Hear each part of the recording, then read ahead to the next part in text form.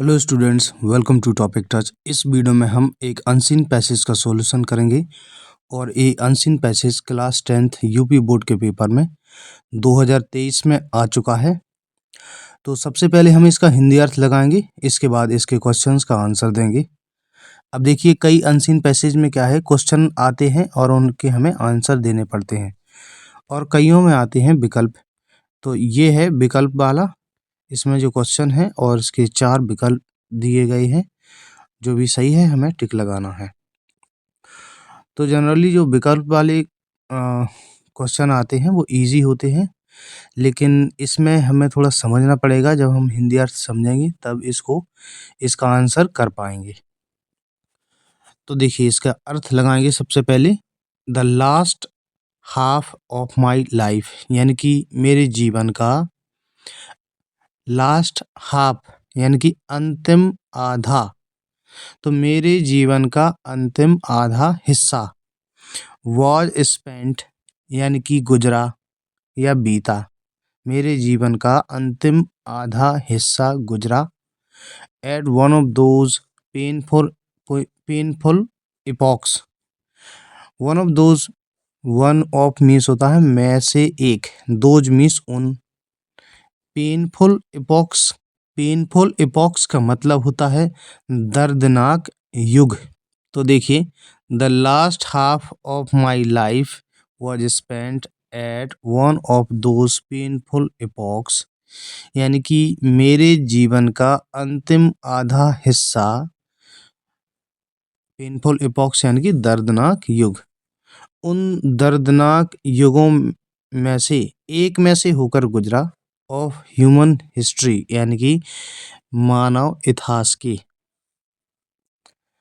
तो लेखक ये बताना चाह रहा है कि मेरा जो जीवन गुजरा है वो एक पेनफुल इपॉक्स यानी कि दर्दनाक युगों में से गुजरा है। उस समय कोई युद्ध छिड़ा हुआ होगा, या कोई ऐसी हिस्ट्री, ऐसे इतिहास में, ऐसे समय में ये लेखक रहा है जब जो मानव इतिहास है उस समय जो है दुख का माहौल रहा होगा।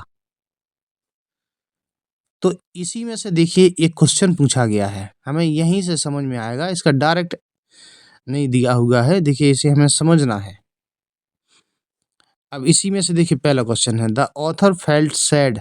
लेखक जो है वो दुखी थे about the latter part of his life. Latter part means होता है जो जिंदगी का बाद वाला हिस्सा है। बाद बाद वाला हिस्सा यानी कि जो उनका जीवन गुजरा। ये लेटर लिखा LATTER। लेटर मतलब होता बाद वाला, LATTER। और एक होता LETTER, इस लेटर मीन्स पत्र होता है। एक LATER, लेटर मीन्स बाद में होता है। तो यहाँ पर लेटर अर्थ है बाद का, मतलब उनका जो जीवन गुजरा वो, उसमें लेखक फेल्ट सैड यानी कि वो दुख महसूस क्यों किया, उनने वो दुखी क्यों थे। तो देखिए, इसका आंसर ये है, इसका है डी वाला। The world was painfully disturbed, यानी कि जो दुनिया है वो दर्दनाक रूप से डिस्टर्ब थी, बाधित थी, during that period of time, यानी कि उस समय।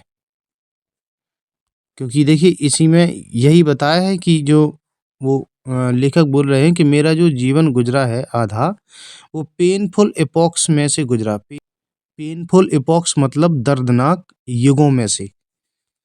तो इसका आंसर यही है कि लेखक जो है वो दुखी क्यों थे, तो वो इसलिए थे क्योंकि जो संसार है वो दर्दनाक रूप से बाधित था, परेशान था उस समय। अब क्योंकि इसके देखिए और भी ऑप्शन हैं, वो ये आंसर सही नहीं दे रहे हैं। जैसे पहला देखिए, he was nostalgic about his childhood. वो अपने बचपन को लेकर उदासीन थे। नॉस्टैल्जिक यानी कि उदासीन, परेशान थे।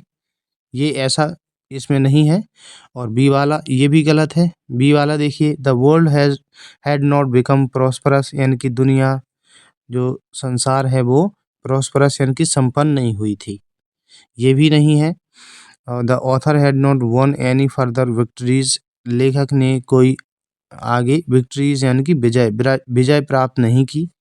तो ऐसा भी कोई डिस्क्रिप्शन नहीं दिया गया है। इसमें तो ये है कि लेखक दुखी इसलिए था क्योंकि जो वर्ल्ड है, दुनिया है, वो पेनफुली डिस्टर्ब थी, यानी कि एक दर्द का माहौल था, दर्दनाक युगों में से होकर गुजरा है।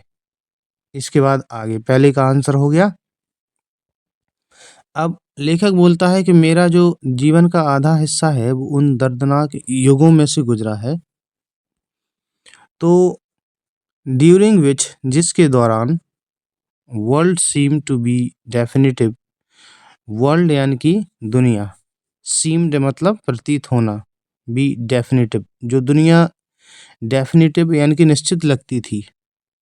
जैसे हमें लगता है दुनिया में जो कुछ भी है, हम अपना जीवन गुजार रहे हैं अच्छे से, सुखी है आज के समय, तो हमें लगता है ये सब कुछ सुख बना रहेगा।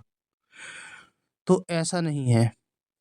तो लेखक ने ये कहा कि ऐसे दर्दनाक समय में से मेरा जो जीवन गुजरा है, ऐसे दर्दनाक युग में से मेरा जीवन गुजरा है कि जब दुनिया डेफिनेटिव लगती थी। डेफिनेटिव मतलब निश्चित लगती थी। Have turn out to be only temporary, तो वो एक टेम्परेरी लगने लगी।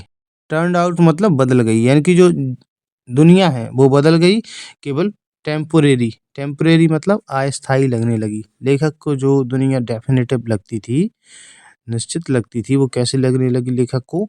टेम्परेरी, अस्थाई। अब इससे भी एक क्वेश्चन लास्ट में पूछा गया, देखिए, द वर्ड डेफिनेटिव यानी कि निश्चित, इसका अर्थ बताइए, इसका used in the passage means, इसका मीनिंग क्या है इसका? तो इसका मीनिंग है फाइनल। देखिए, डेफिनेटिव मतलब निश्चित।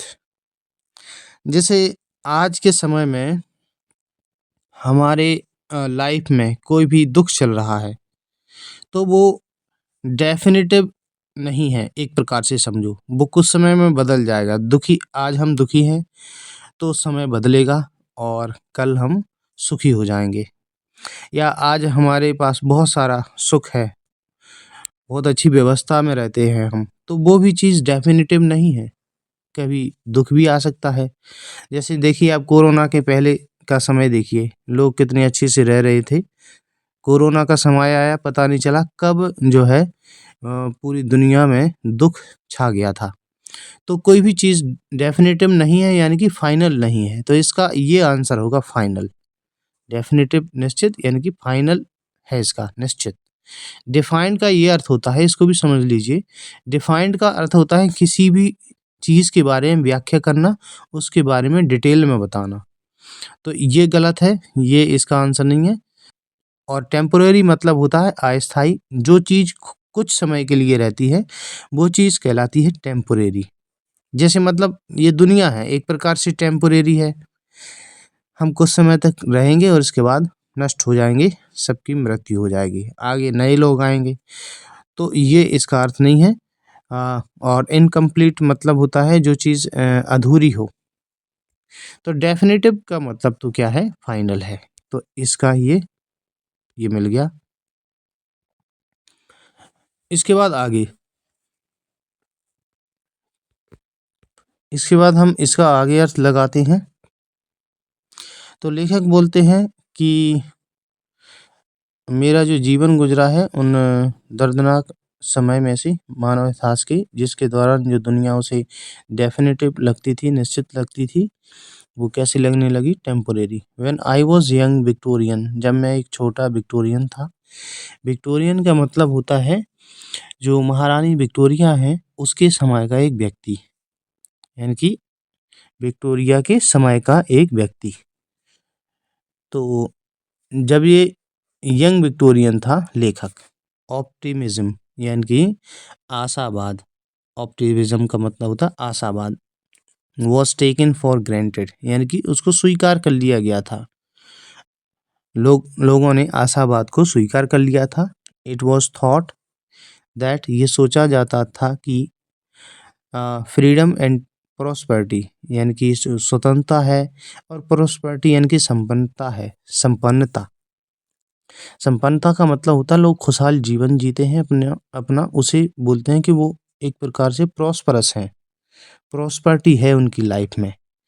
तो it was thought that freedom and prosperity यानी कि स्वतंत्रता और संपन्नता वुड स्प्रेड ग्रेजुअली, यानी कि धीरे धीरे स्प्रेड होगी, फैलेगी, ग्रेजुअली माने धीरे धीरे, थ्रू आउट द वर्ल्ड, पूरी दुनिया में, through an orderly process, through means से होकर, ऑर्डरली प्रोसेस यानी कि एक व्यवस्थित व्यवस्थित प्रक्रिया में।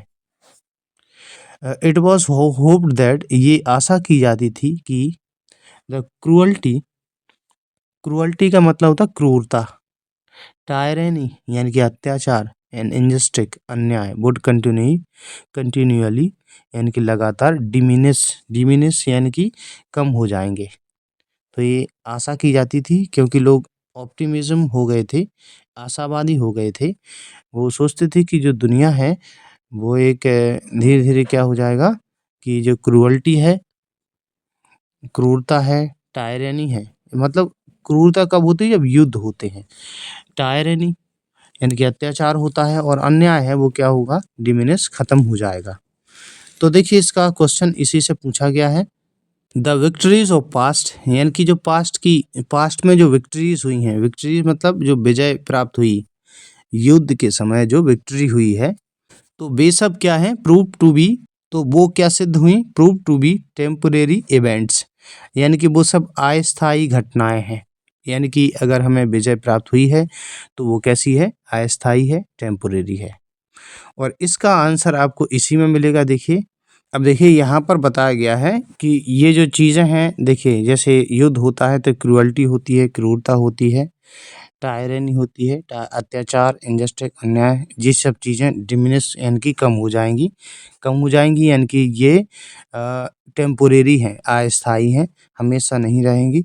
और यही चीज़ यहाँ पर बताई गई है कि लेखक का जो जीवन है ऐसे दर्दनाक युगों में से, ऐसे दर्दनाक समय से गुजरा है जिसमें लगता था कि जो दुनिया में जो चीज़ डेफिनेट है वो सब कैसी लगने लगी, टेम्पोरेरी। तो यहाँ से ये चीज़ हमें समझ में आती है कि जो पास्ट की जो विक्ट्रीज हैं वो कैसी प्रूव हुई, टेम्पोरेरी इवेंट यानी कि अस्थायी घटनाएं। अब इसमें देखिए और भी ऑप्शन हैं, वो आप हिंदी अर्थ लगाएंगे तो पता चलेगा कि वो गलत हैं। देखिए broad permanent peace and prosperity, जो विक्ट्रीज विजय होती है, युद्ध के बाद जो विजय होती है वो ब्रॉड मीन्स लाती है, परमानेंट मीन्स स्थायी, पीस मीन्स शांति, एंड प्रॉस्पेरिटी संपन्नता, वो स्थायी शांति और संपन्नता लाती है। तो ये गलत है, ऐसा ऐसा इसमें दिया नहीं गया है। और ये भी एक फैक्ट है कि जो युद्ध के बाद जो विक्ट्री होती है वो शांति और संपन्नता कभी नहीं लाती। अब युद्ध के बाद जो विक्ट्री होती है उसने क्या खत्म किया, क्रूअल्टी, क्रूअल्टी यानी कि क्रूरता, टायरेनी यानी कि अत्याचार, एंड इनजस्टिस यानी कि अन्याय, इन चीज़ों को खत्म किया। तो ये ऑप्शन गलत होगा क्योंकि जो युद्ध के बाद विक्ट्री, विजय होती है वो ये चीज़ें खत्म नहीं करती हैं, ये वाला सही होगा। और field man with a sense of pessimism, लोगों को पेसिमिज्म यानी कि निराशावाद के भाव से भर भर दिया, ये भी गलत है क्योंकि उसमें दिया है ऑप्टिमिज्म के भाव से भर दिया, लोगों को ये आशा थी, ये एक ऑप्टिमिज्म हो गया था। देखिए लोग क्या हो गए थे, आशावादी हो गए थे कि एक दिन क्या होगा, धीरे धीरे संसार में स्वतंत्रता और संपन्नता फैल जाएगी।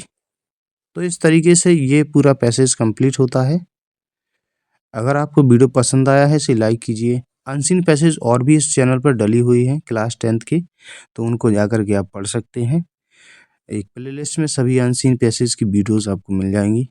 वीडियो पसंद आया इसे लाइक कीजिए। वीडियो देखने के लिए धन्यवाद।